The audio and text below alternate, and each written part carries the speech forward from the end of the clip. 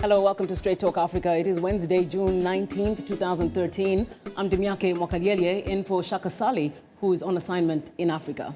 Hey, Mariama. Hello, Demi. Are you ready for the show today? Well, it's going to be a busy show. That's what I know. Very busy. Lots of things to talk about. Hello to you and hello to all our viewers and listeners on the continent and elsewhere. I'm Mariama Diallo, your social media reporter.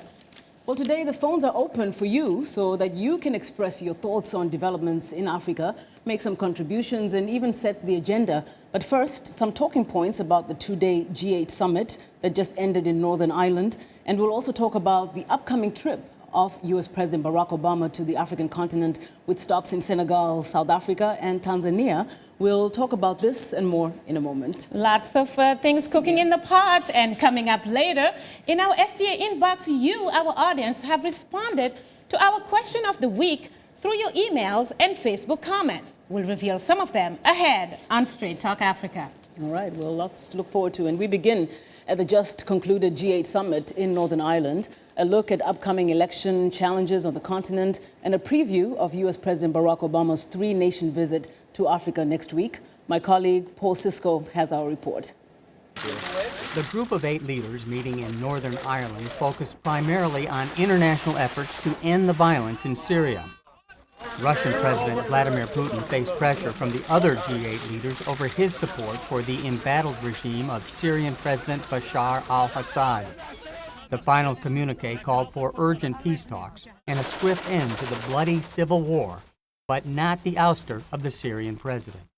The leaders agreed to curb ransom payments to terrorist kidnappers and to take actions restricting multinational corporations from maneuvers aimed at avoiding taxes. G8 host and British Prime Minister David Cameron. We can ensure that our extractive industries and companies are accountable and transparent in their dealings, and we can do more to help promote African trade. Guinea's President Alpha Conde was among those calling on the G8 to help developing nations crack down on corporate tax evasion. Guinea needs and welcomes the support of the US, the UK, France and Germany to trace international financial transactions of mining companies and to fight corruption. The West African nation is rich in mineral reserves, but half of its 10 million people live in poverty. Waves of ethnic political violence have claimed more than 50 lives in Guinea in the run-up to repeatedly delayed parliamentary elections, last scheduled for June 30th. Opponents accuse government security forces of cracking down on opposition protests. Tuesday night, a ceasefire reached between Mali and the Tuareg rebels could allow government forces to enter and secure the rebel-held town of Kidal before the July 28th presidential ballot. In Zimbabwe, elections set for July 31st are in jeopardy. Prime Minister Morgan Tsvangirai's lawyers go to court Friday to challenge President Robert Mugabe's decision to set July 31st as the election date. The court challenge comes ahead of the SADC summit on Zimbabwe in Mozambique this weekend. President Mugabe, who has ruled Zimbabwe since independence in 1980, called for the vote last week. Members of the opposition, including Prime Minister Tsvangirai, his main political rival, oppose the unilateral decision and say it is unconstitutional.